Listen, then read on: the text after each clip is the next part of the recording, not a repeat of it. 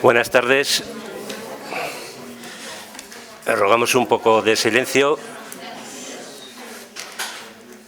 y vamos a dar comienzo a una jornada otoñal un poco fría, pero yo creo que os va a ser muy interesante por la calidad de los dos ponentes y por los temas a tratar tan actualizados como son la crisis económica y la situación de los clientes bancarios, que en realidad, por la gran mayoría, como bien sabéis, somos ciudadanos, consumidores, y la jornada tiene por título, el debate jurídico es la protección deficiente del cliente bancario, análisis, reflexiones y propuestas de mejora de su regulación. Para ello, contamos hoy con dos profesionales del derecho, dos cabezas pensantes que, la verdad, he leído sus trabajos y son muy interesantes. Yo creo que vais a sacar unas conclusiones bastante óptimas en cuanto a la defensa y protección del ciudadano, y deciros sencillamente que la Unión de Consumidores quiere, a través de profesores, de universidad, de notarios, de todas las personas que han intervenido en el marco de nuestras ponencias, magistrados, etcétera, lo que queremos es disertar sobre temas candentes y más ahora en la crisis económica. Muchas veces se nos olvida la Constitución española, que yo creo que es el primer texto que tenemos que tener referenciado y en el cual los poderes públicos tienen que asegurar la protección social, económica y jurídica de la familia, que en realidad somos todos los ciudadanos. Y el artículo 51 de la Constitución española, en cuanto encomienda a los poderes la protección eficaz de los consumidores. Y sin más preámbulos, voy a ceder la palabra a don Vicente de Cuñat, que nos va a esclarecer verdaderamente cuál es la situación jurídica de la protección del cliente a través de las órdenes ministeriales, circulares del Banco de España, etcétera, y nos dará un diagnóstico eficaz y qué alternativas tenemos. Responde a una invitación de la Unión de Consumidores para unirme a esta necesidad de concienciación respecto de cuál es la situación de protección del cliente bancario en estos momentos y la posibilidad de hacerlo desde la sensación actual de insuficiencia de la protección de la clientela. Por ello, entendimos adecuado no hacer unas consideraciones generales, más o menos de carácter cuasi periodístico, sino por el contrario, elegir la orden ministerial que en este momento regula la protección de la clientela bancaria, que es la de de octubre del año 2011, que luego citaremos expresamente, y en ella hacer una división, una primera parte, por seguir el orden lógico, de la que me voy a ocupar yo, y una segunda parte respecto a la que Fernando Laizola dedicará atención, porque además es materia que conoce muchísimo mejor de lo que yo pudiera ni siquiera soñar. Pero yo además me he tomado la libertad de hacer, antes de dicho análisis, una introducción de algunas consideraciones generales como recordatorio de algunas de las características del actual mercado de contratos bancarios para dar cuenta de lo que creo que es una insuficiencia normativa de nuestra regulación actual. Y yo diría, alterando el régimen habitual de una conferencia, que me atrevo a dar ya una conclusión por adelantado, que todos presuponemos. Creo que es necesaria una ley de contratos bancarios que, por señalar el modelo, siga en esquema el patrón de la ley de contrato de seguro que en nuestro ordenamiento creo que ha dado buenos frutos, aunque también sea mejorable. La ley puede formar parte de este intento de código de comercio que en estos momentos está pendiente de información, etcétera, y en el que efectivamente se introduce regulación de contratos bancarios que en estos momentos no existe, porque creo, vale la pena recordarlo, pero es conocidísimo, en nuestro derecho no existe una ley de contratos bancarios, ni existe una regulación de los contratos bancarios. Es una anomalía, pero está ahí. Pues bien, la necesidad de esa ley que conceptualmente se nos aparece inmediatamente, además hay que tenerla presente, hay que decir que fácilmente se aprecia si tomamos en consideración, como veremos, cuáles son las normas que hoy protegen al cliente bancario. Entendemos que esa nueva ley deberá ser una ley en que el esquema legal resulte claro, sistemático y con pretensiones de regular un todo armónico inspirado en dos principios fundamentales, el de transparencia y el de equilibrio entre las partes en el cumplimiento del contrato. No equilibrio de las contraprestaciones, que ya sabemos que no corresponde, pero sí equilibrio entre las obligaciones y derechos en el mecanismo fundamental contractual. Y además que tenga en consideración la disparidad de posición que poseen el cliente y la entidad en el mercado de crédito. Para hacernos acreedores a defender esta conclusión, yo empezaría por seguir un esquema de traer aquí algunas de las consideraciones que el Tribunal Supremo ha hecho en la sentencia referida a la cláusula suelo. Y que las traigo no porque sean dogma de fe, sino porque ponen de relieve cuál es la consideración que en estos momentos posee nuestro máximo órgano jurisdiccional respecto de una realidad que a continuación señalamos. El profesor Orduña, que es miembro del Tribunal Supremo, en una reciente conferencia nos decía en la Facultad de Derecho que no se puede continuar legislando ni interpretando las leyes desde la autonomía de la voluntad entendida al modo liberal de nuestro Código Civil, igualdad de las partes. Así dice que está construida la sentencia sobre la cláusula suelo desde el convencimiento de que no se puede seguir ese esquema estrictamente teórico o casi estrictamente teórico. Y para demostrar hasta qué punto es cierto, o para dar cuenta, más que demostrar, de hasta qué punto es cierto, voy a permitirme reproducir algunos de los textos de la sentencia. Así dice: el Tribunal de Justicia de la Unión Europea ha declarado de forma reiterada que el sistema de protección que establece la Directiva 93/13 de protección de consumidores se basa en la idea de que el consumidor se halla en situación de inferioridad respecto al profesional en lo referido tanto a la capacidad de negociación como al nivel de información, situación que le lleva a adherirse a las condiciones redactadas de antemano por el profesional sin poder influir en el contenido de estas. Y cita el tribunal una larga lista de sentencias en ese sentido.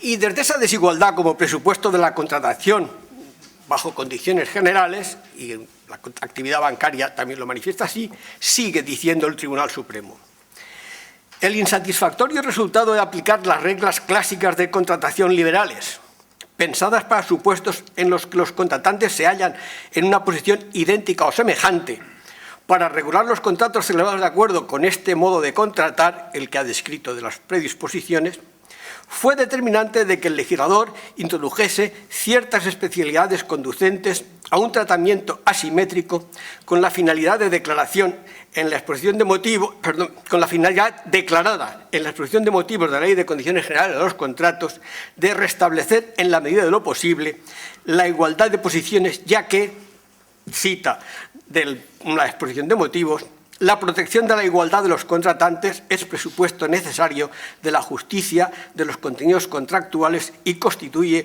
uno de los imperativos de la política jurídica en el ámbito de la actividad económica. Da cuenta, pues, cómo, dice el Tribunal Supremo, el fenómeno se ha tomado en consideración, es presupuesto de algunas leyes, pero ahora veremos hasta dónde ha llegado la eficacia de su protección. Cabría además añadir que, en realidad, bien entendida la autonomía de la voluntad, no puede afirmarse que exista voluntad cuando el acto no es libre y, además, consecuencia de la valoración de todos los elementos necesarios para dar un verdadero asentimiento. Y esta afirmación ya es mía, porque efectivamente a veces dicen, es que el Código Civil, no, pero el Código Civil no entendía que había igualdad entre las partes en cualquier caso, sino que entendía que la igualdad de las partes tiene como presupuesto el conocimiento semejante o muy parecido entre las partes. Por lo tanto, es verdad que el parámetro del Código Civil está de modé, vamos a decirlo así, pero tampoco nos equivoquemos, no se equivocaban tanto lo del Código Civil. Sin entrar ahora si se supera o no el parámetro liberal, hay que seguir con las consideraciones del Tribunal Supremo respecto de cómo se llegan a conocer esas cláusulas contractuales. Dice, cuando se trata de productos o servicios de consumo no habitual y de elevada complejidad técnica, en el que la capacidad real de comparación de ofertas y la posibilidad real de comparación para el consumidor medio es reducida, se trata con frecuencia de un cliente cautivo, por la naturaleza de las relaciones mantenidas por los consumidores con sus bancos, entre comillas, sus bancos, que minoran su capacidad real de elección. Y concluye, pues bien, es notorio que en determinados productos y servicios, tanto la oferta como el precio o contraprestación a satisfacer por ellos están absolutamente predeterminados. Siguiendo esta concienciación del Tribunal Supremo sobre la realidad que en estos momentos hemos de tomar en consideración, se dedica a citar el informe de la Comisión de 27 de abril, de la Comisión Europea, de 27 de abril del 2000, sobre la aplicación de la Directiva 93/13 de protección de los consumidores. Y dice que en dicho informe se precisa que es ilusorio pensar que los contratos de consumo de masa puedan contener verdaderamente cláusulas negociadas individualmente, que no sean las relativas a las características del producto, color, modelo, etcétera, al precio o a la fecha de entrega del bien o la prestación del servicio. Cláusulas todas con respecto de las cuales raramente se plantean cuestiones sobre su posible carácter abusivo. Insistiendo en la necesidad de transparencia y la escasa libertad de negociación que hay en este tipo de contratos, el Tribunal Supremo, para reforzar su opinión de esta nueva forma de contratación, acude a reproducir una parte del informe del Banco de España, publicado de 7 de mayo de 2010, y reproduce un parrafito que dice: un análisis desagregado de estas prácticas, de las que realizan los bancos con sus clientes, muestra que la aplicación o no de este tipo de cláusulas es, en general, una práctica decidida en cada momento por cada una de las entidades para el conjunto de sus operaciones. Por otra parte, también se trata de una práctica que suele aplicarse por las entidades con absoluta rigidez. Es decir, la decisión de aplicar o no estas cláusulas se adopta como política comercial de carácter general por la dirección central de cada entidad y se suele ligar a los productos hipotecarios con mayor distribución en cada una. De esta forma, los elementos finales de la cadena de comercialización del producto, normalmente los directores de sucursal, no tienen la facultad de alterar esa característica básica del producto, lo cual está poniéndonos de relieve que no existe en absoluto libertad, ni siquiera por parte del que, en este caso concreto, está en la situación predominante. Sí, hay libertad, pero no en el que la aplica, sino en el que decide cómo tiene que aplicarse. Todo esto, claro, nos hace pensar que esa idea de que el contrato es el pacto entre dos, pues usted aquí hay entre dos, pero vamos a ver si realmente hay voluntad o no hay voluntad. Es otra forma de contratar, evidentemente. No obstante, el Tribunal Supremo quiere dejar bien las cosas en su punto y dice, bueno, pero esto todavía continúan siendo contratos, y dice, a fin de evitar equívocos, añadiremos que la imposición de cláusulas o condiciones generales por el empresario a los consumidores no comporta su ilicitud. No es ilícito imponer las cláusulas. Se trata de un mecanismo de contratar propio de la contratación en masa ante la imposibilidad y los costes de mantener diálogos individualizados, o como afirma la sentencia de junio del 2012, se trata de un fenómeno que comporta en la actualidad un auténtico modo de contratar diferenciable de la contratación por negociación con un régimen y presupuesto causal propio y específico.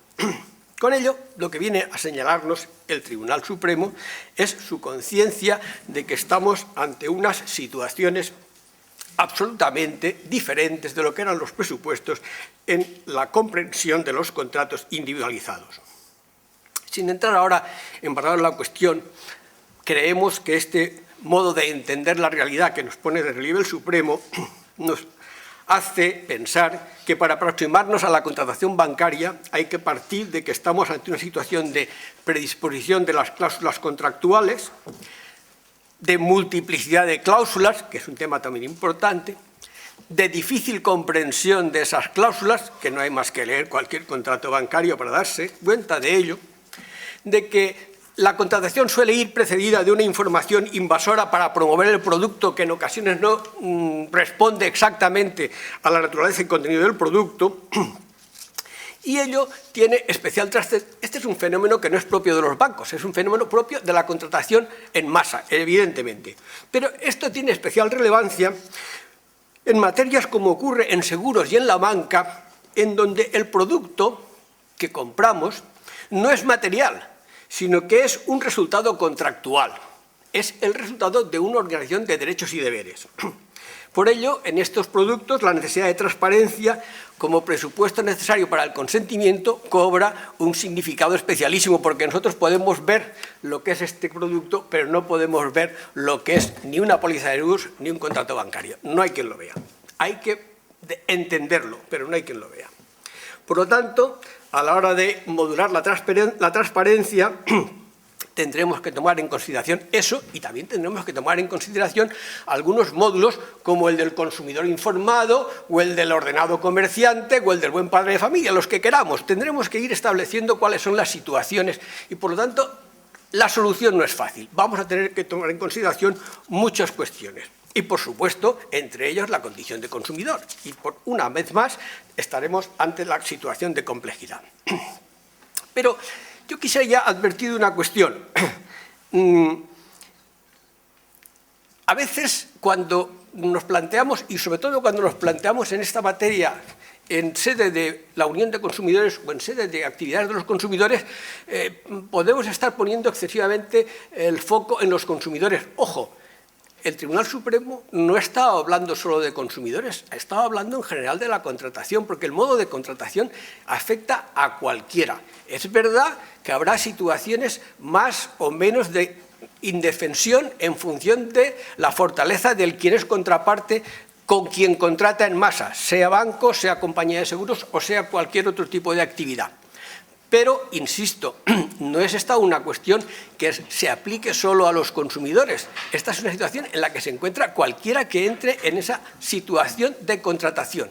Y, por lo tanto, a la hora de establecer medidas para resolver los problemas actuales, habrá que estar también a la consideración de que no queremos solamente proteger a los consumidores, sino que aquí y ahora, hablando de bancos, proteger en lo que quepa al cliente bancario.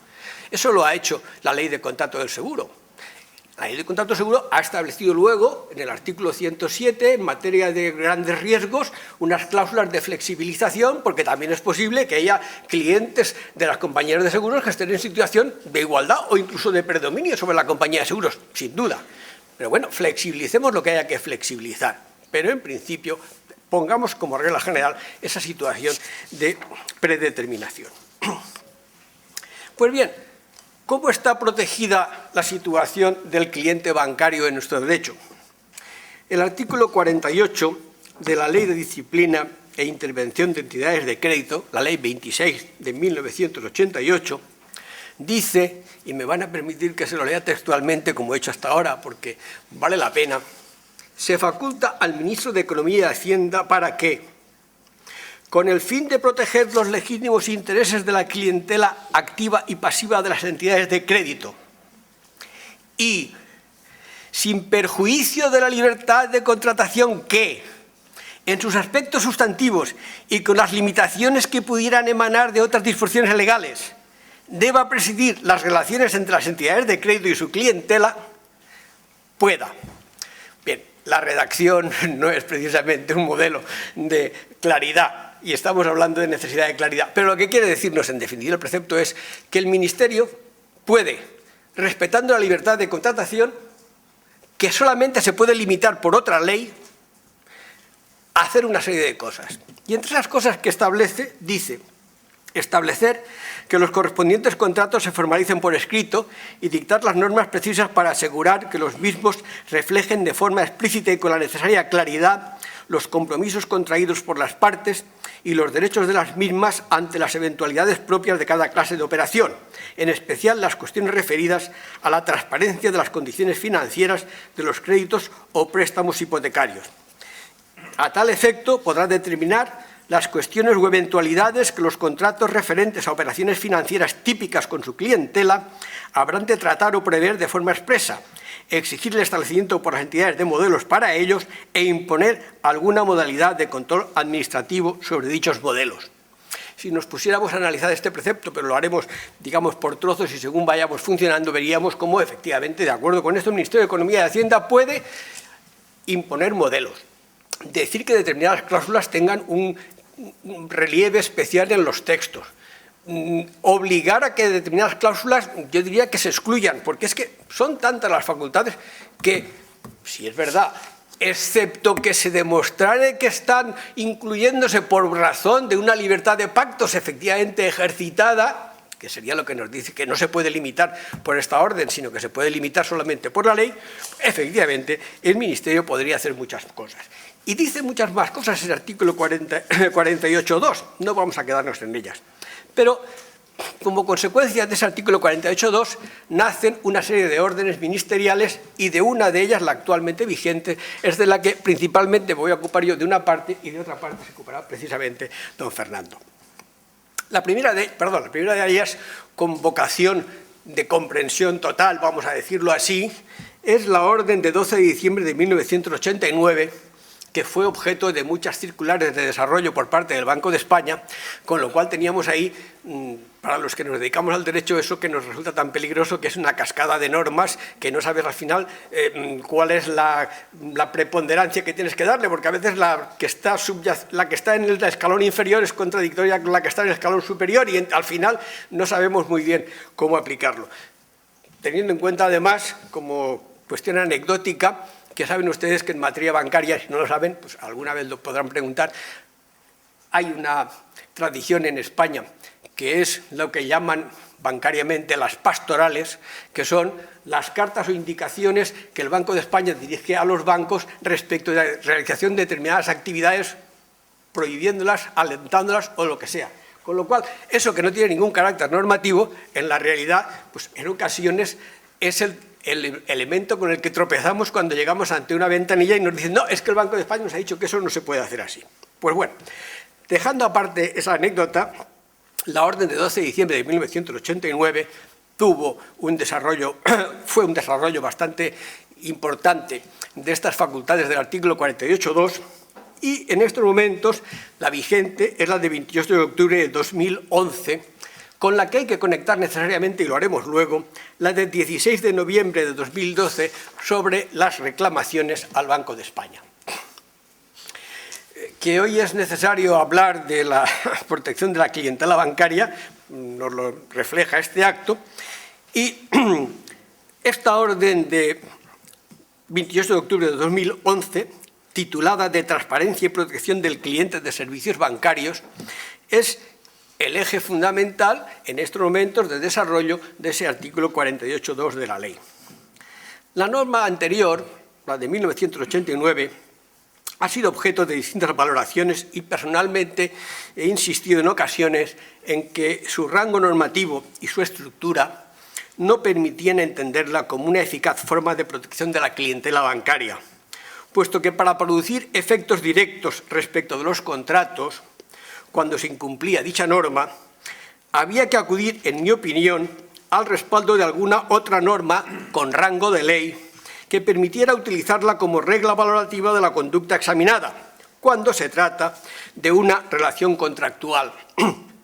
Y tal apoyo, en muchas ocasiones, lo daba precisamente la Ley de Protección de los Consumidores, pero otras leyes. Y es evidente que ha habido una jurisprudencia del Tribunal Supremo que ha tendido a extender la eficacia de la orden ministerial del 89, en general y otras normas administrativas, a las relaciones entre privados, de tal forma que lo contrario a la norma se entendía que era contrario a la ley. Pero miren ustedes, a mí eso siempre me ha parecido de una excesiva facilidad, vamos a llamarle así, porque si efectivamente aceptásemos que una orden ministerial puede determinar cláusulas que son legales o ilegales, estaríamos sometiendo la libertad de contratación simplemente a la decisión del Ejecutivo, no a la decisión del Legislativo. Y la libertad de contratación creo que es de aquellas cuestiones que deben de estar sometidas al rango legal y, por lo tanto, limitar la libertad de contratación solo si la ley lo dice. Es verdad que no se puede admitir que una entidad bancaria incumpla las obligaciones que le ha impuesto el Ministerio. Pues muy bien, le pongamos todas las sanciones que queramos, pero para que eso tenga eficacia inmediata en sus relaciones contractuales, hombre, lo mejor sería que tuviera rango de ley, porque si se queda en la norma, por lo menos habrá situaciones en las que va a resultar difícil. Y mire, con un ejemplo se lo pongo muy fácil. En las órdenes ministeriales, por ejemplo, se impone, en la orden anterior y en la actual, se impone la obligación de entregar el documento escrito en donde consta el contrato. Si no lo entregamos, ¿qué pasa? ¿Que el contrato es nulo? No puede ser nulo el contrato porque no entreguemos el contrato. O la obligación de consignar el TAE. Y resulta que no lo consignamos, ni como lo decía antes, ni como lo dice ahora, que lo dice mucho mejor. ¿Qué pasa? ¿Que ese contrato va a estar viciado porque no hayamos consignado el TAE? La tasa anual equivalente. Evidentemente, hay circunstancias e imposiciones que afectan al funcionamiento y a la transparencia del contrato, fijémonos precisamente en el TAE, que sin embargo no puede entenderse que por el mero hecho de su incumplimiento vayamos a entender que el contrato está afecto de nulidad. Por lo tanto, aquella orden ministerial tuvo efectos, fue buena, pero en alguna ocasión la parte de la doctrina ha entendido que era insuficiente, aunque muy útil, y algunos otros han entendido que era suficiente, pero en todo caso ahí está el problema. Creo que lo mejor es que el problema no se plantee, que lleguemos a una ley y tengamos claridad en esa situación. La que ha venido a sustituirla dice en su exposición de motivos: la legislación financiera cuenta con un sistema especial de protección directa del cliente al margen de la protección de los usuarios de servicios de inversión y seguro, que poseen regulaciones muy completas y sistemáticas, y más allá de la defensa de los consumidores. La protección del cliente de servicios bancarios trata de paliar los efectos que produce la desventaja informativa, fomentando la transparencia en las relaciones entidad-cliente a lo largo de todo el tracto de la negociación bancaria. Bien intencionada la orden, evidentemente, pero sigue más adelante. En este punto se observa claramente que la normativa común o general de transparencia, las órdenes del 89 y del 95, han quedado injustificablemente obsoletas. Muy bien, desde ello estamos absolutamente de acuerdo. De ahí que, fundamentándose también en las normas de la Ley de Economía Sostenible, se lanza a la redacción de la nueva orden, cumpliendo el mandato que aquella ley establece de garantizar el adecuado nivel de protección de los usuarios de servicios financieros en sus relaciones con entidades de crédito, hasta ahora el programa impecable, y para ello insiste la orden en que esta viene, por tanto, en uso y cumplimiento de la anterior habilitación a cumplir un triple objetivo.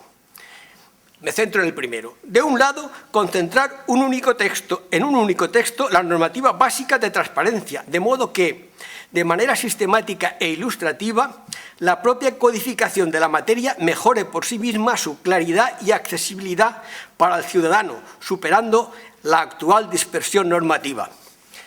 Bueno, aparte de la pretensión de que una orden pueda ser una forma de codificación, que no deja de tener ambición, pues bueno, diríamos que la intención continúa estando en la buena línea, sin perjuicio de ver hasta dónde llegaremos. Pero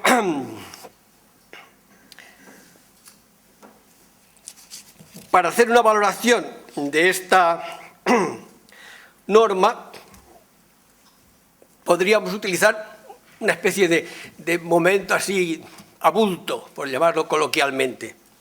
La verdad es que no estamos contentos con cómo está protegida la clientela bancaria. Y diríamos, hombre, pues mire usted, algo ha fallado en una norma tan bien intencionada y que dice vamos a quitar lo obsoleto y vamos a hacer ahora una realidad nueva. Bien, esta sería una forma de aproximarnos para decirlo en un periódico, pero aquí vamos a decirlo en detalles concretos.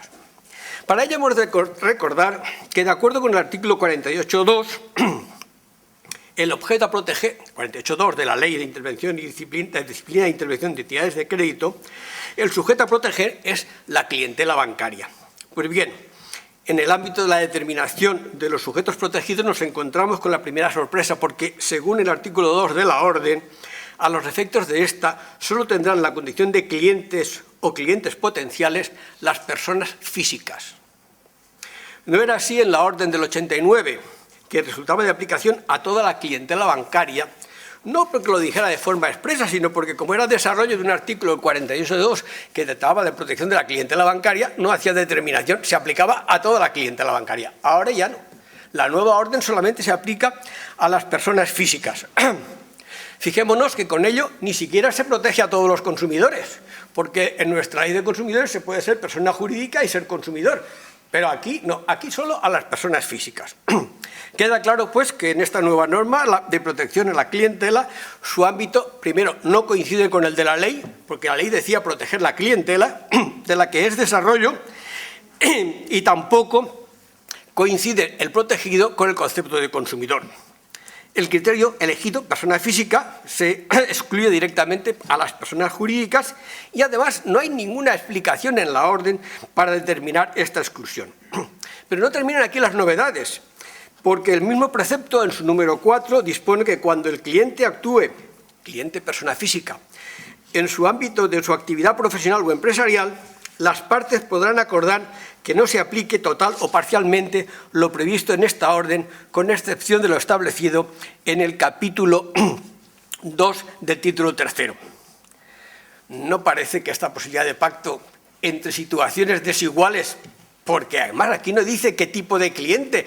En materia de grandes riesgos, en la ley de contratos seguros sí que determina cuáles son las características que tiene que tener el cliente para poder acogerse a la flexibilización del artículo que he citado anteriormente. Pero aquí no, aquí es cualquier cliente, persona física, si está actuando en su actividad empresarial, ya puede pactar, pero todos sabemos que la situación, nos lo ha contado el Supremo, la situación de libertad a la hora de pactar con la entidad bancaria nos hablaba de cliente cautivo. O sea, esta posibilidad de pacto no es más que la posibilidad de que cuando no es consumidor o siendo consumidor lo está utilizando para una actividad que no es la de consumo, pues se excluye la aplicación de la orden. Claro, miren ustedes, esto no parece que sea lo más acorde para proteger a la clientela bancaria.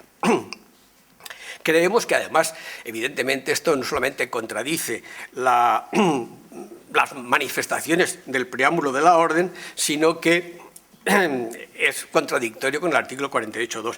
Y esta opinión la tuvo también el Consejo de Estado y se lo advirtió al ministro. Dice: debe valorarse la posibilidad de extender en análogos términos potestativos la aplicación de la orden a determinadas personas jurídicas en función de sus características y dimensión económica, y ello con independencia de que algunas de sus previsiones se apliquen, en todo caso, únicamente a las personas físicas. El Consejo de Estado veía, primero, que se había reducido excesivamente, segundo, que no tenía sentido excluir a las personas jurídicas, tercero, manifestaba, oiga, extiéndalo usted incluso a las pymes, lo dice textualmente, porque están en la misma situación. El Consejo de Estado aplicaba simplemente el sentido común, pero parece ser que no era importante o no entendieron que fuera asumible.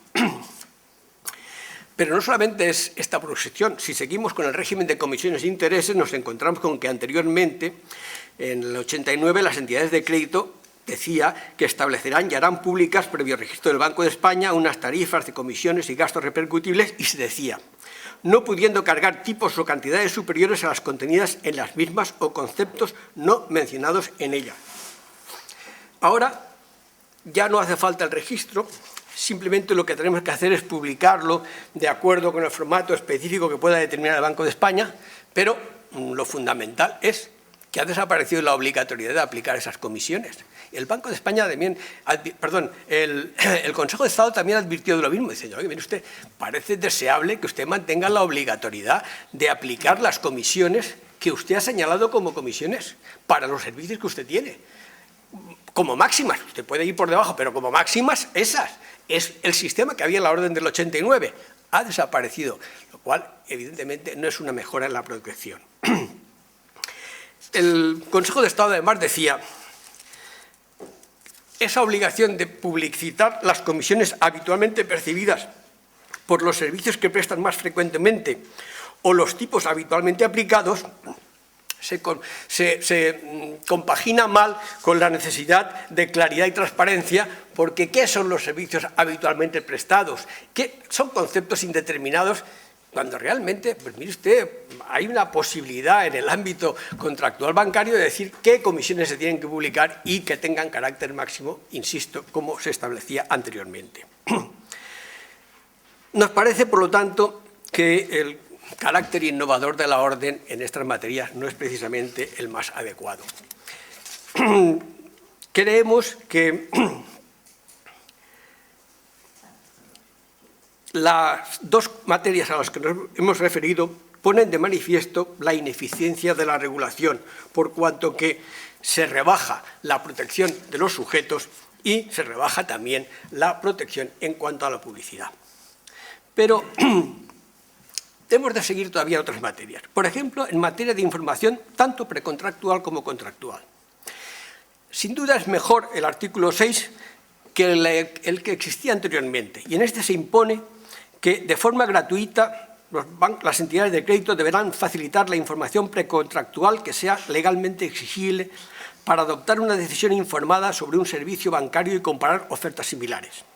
Esta información deberá ser clara, oportuna y suficiente, objetiva y no engañosa, habrá de entregarse con la debida antelación en función del tipo de contrato u oferta y, en todo caso, antes de que el cliente quede vinculado por dicho contrato u oferta.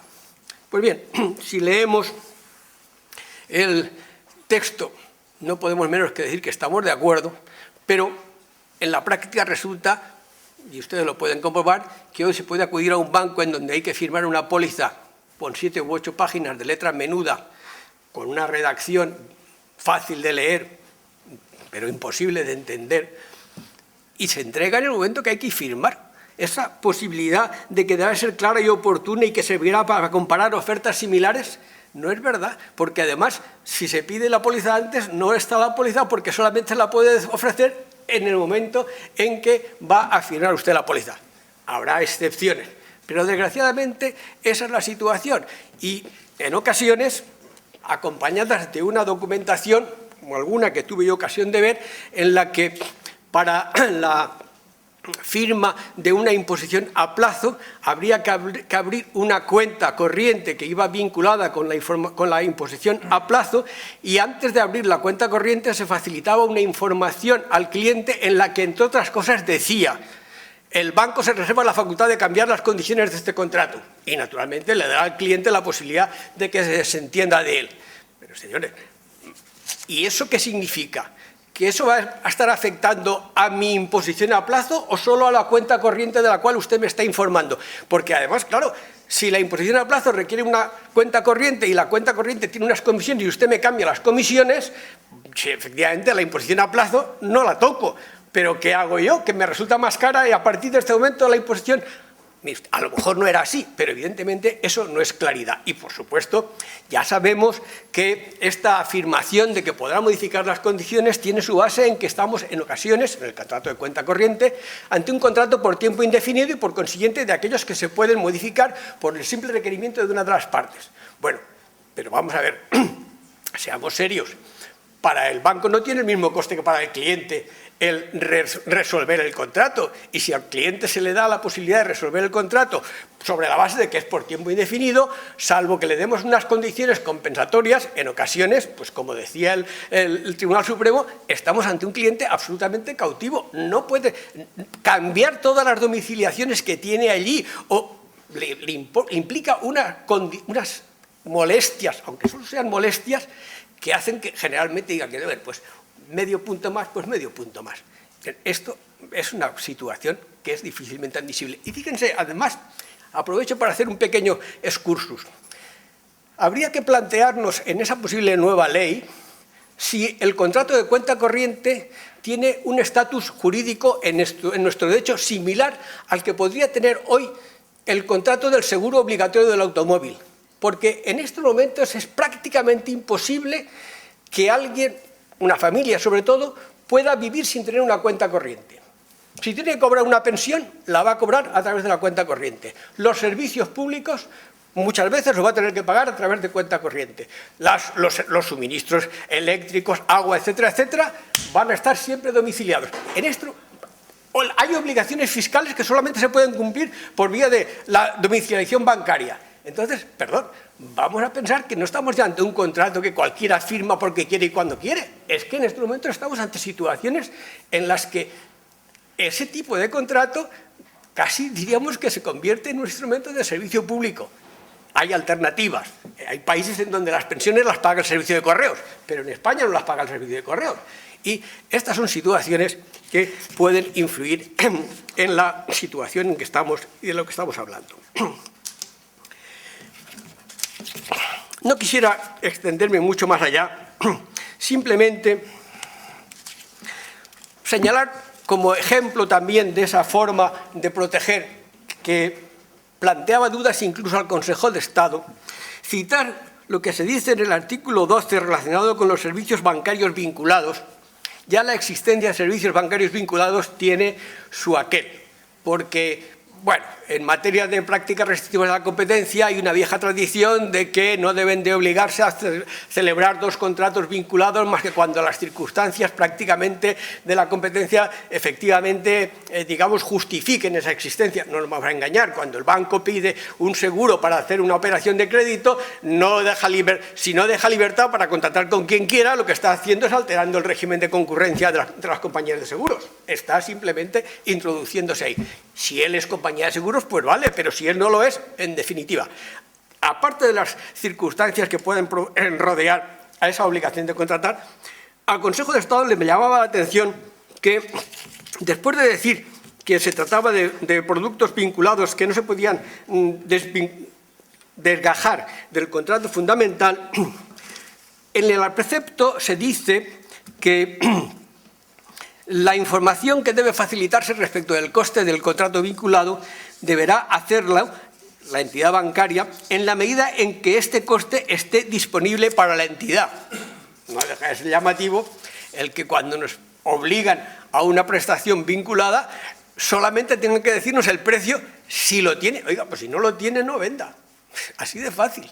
Pero bueno, se le permite que no lo diga. Pero además de eso, en la última parte del precepto, no voy a literalizarlo para no hacerme largo, se dice que además deberá estar previsto si se desvincula y se contrata separadamente, qué consecuencias va a tener sobre el contrato fundamental. Y dice el Consejo de Estado, oiga, si está vinculado, no se puede desvincular.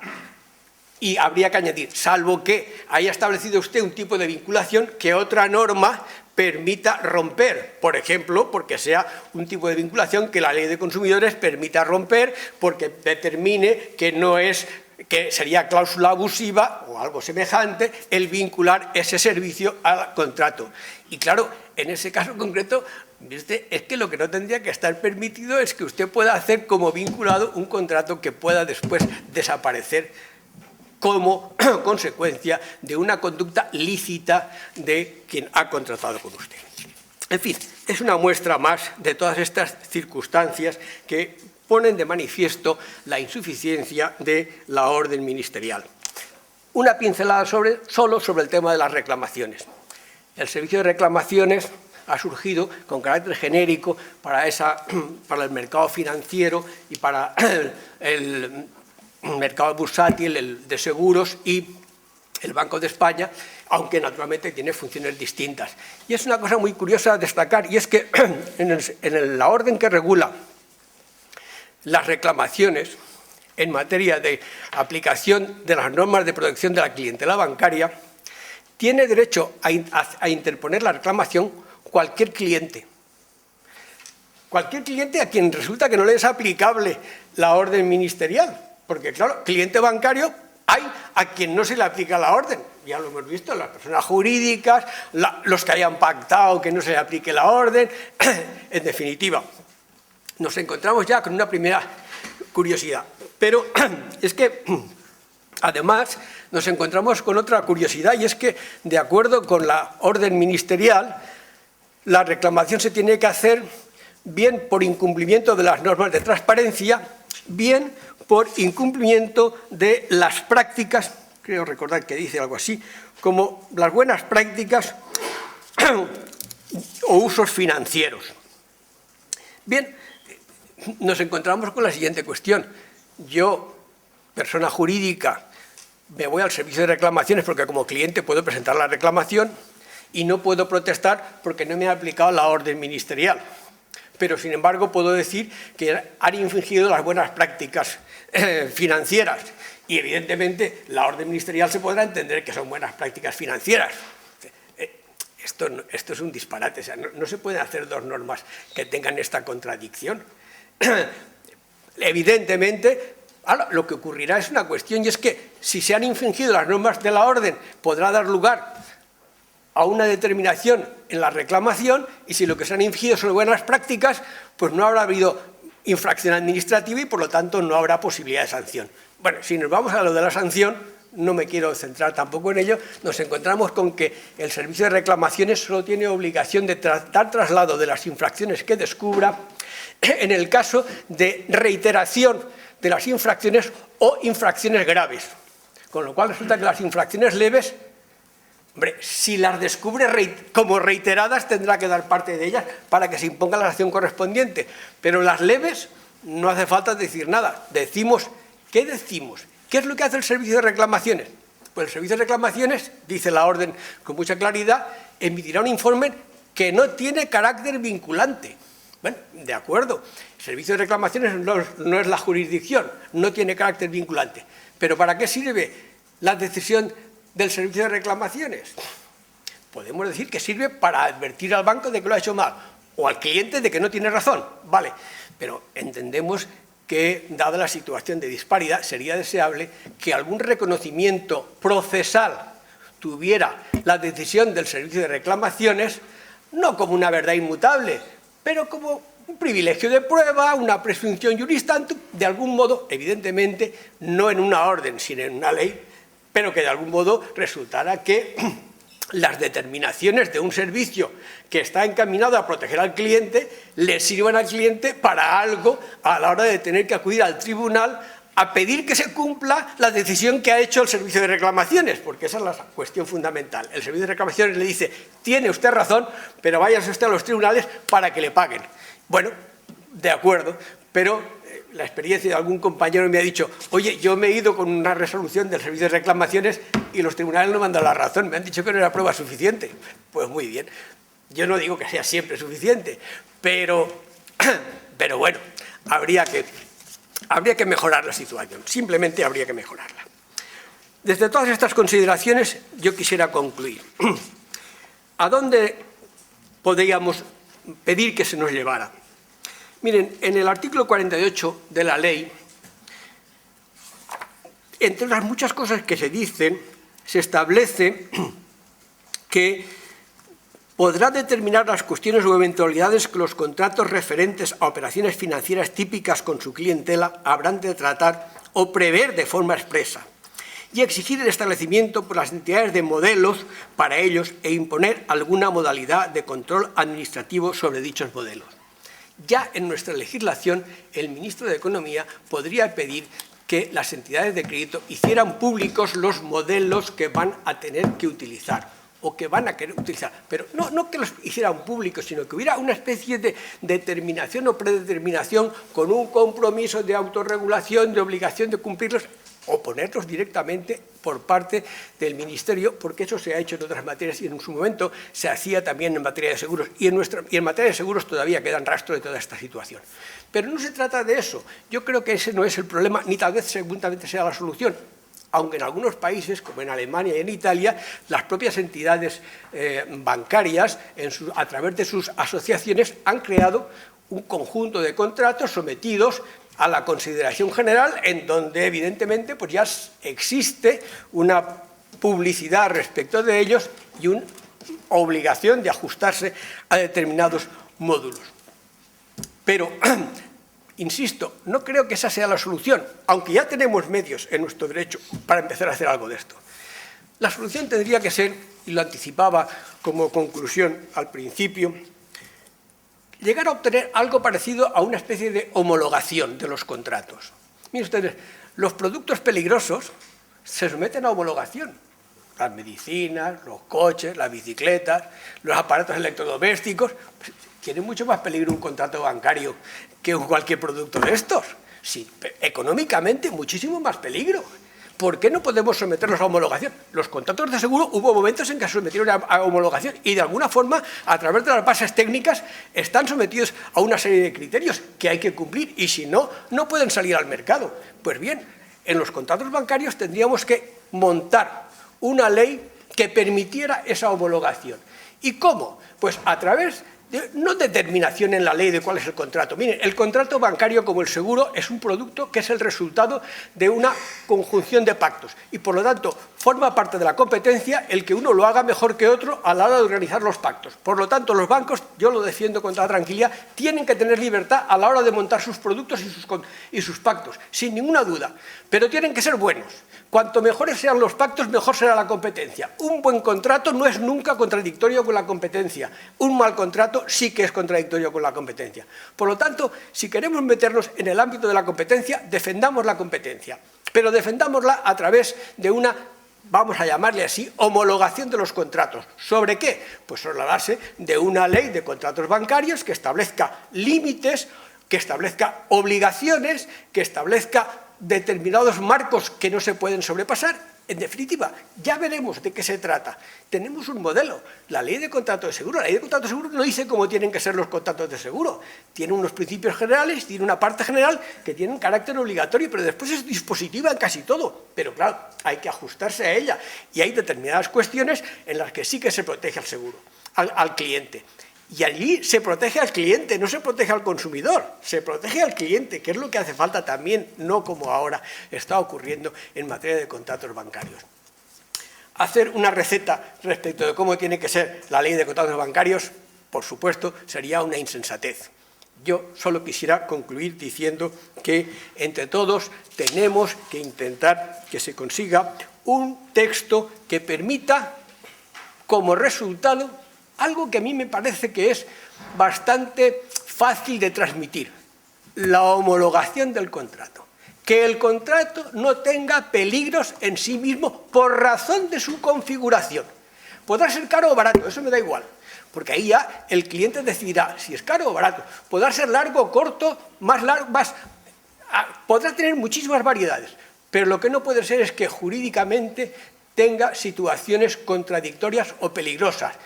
Y, por ejemplo, hoy creo que ya ha desaparecido, pero creo que en algún sitio todavía encontramos.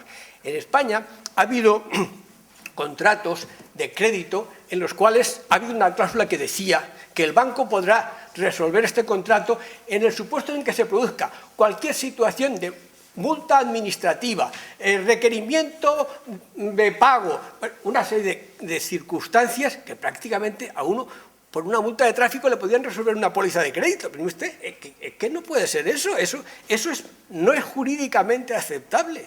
Si aquel señor quiere hacerlo, tendría que decir muy expresamente que lo quiere hacer, pero eso es inaceptable. Pero en todo caso, lo que creo es que tenemos que salirnos de una situación en la que creo que nuestro legislador nos ha dejado y respecto de la que yo me resisto a no hablar. En la orden del 89 había un precepto que decía: solo podrán percibirse comisiones o repercutirse gastos por servicios solicitados en firme o aceptados expresamente por un cliente y siempre que respondan a servicios efectivamente prestados o gastos habidos. Esta cláusula está hoy también presente. Esta cláusula, la releo otra vez con tranquilidad: solo podrán percibirse comisiones o repercutirse gastos por servicios solicitados en firme o aceptados expresamente por un cliente y siempre que respondan a servicios efectivamente prestados o gastos habidos. Es como si en el Código de la Circulación dijéramos: está prohibido atropellar peatones, porque evidentemente, pero ¿cómo se puede cobrar por lo que no se ha hecho o por lo que no se ha pedido? Pero señores, ¿qué concepto tiene el Ministerio de la actividad bancaria para que le diga una cosa semejante? Esto lo decía en el 89, pero es que lo vuelve a repetir ahora, en la orden actual. ¿Y esto qué significa? Pues miren ustedes, yo creo que es un lapsus freudiano, en el sentido de que el Ministerio dice, bueno, como estos hacen lo que quieren, vamos a decirles que estas cosas no se pueden hacer, pero evidentemente si eso lo dice el Código Civil y el Código Penal y cualquier cosa, cualquier precepto, encontraríamos 30 leyes que dijeran que efectivamente no se puede hacer eso. Pues bien, yo creo que tenemos que ir a una legislación en donde este tipo de preceptos haya desaparecido. Muchas gracias y espero que...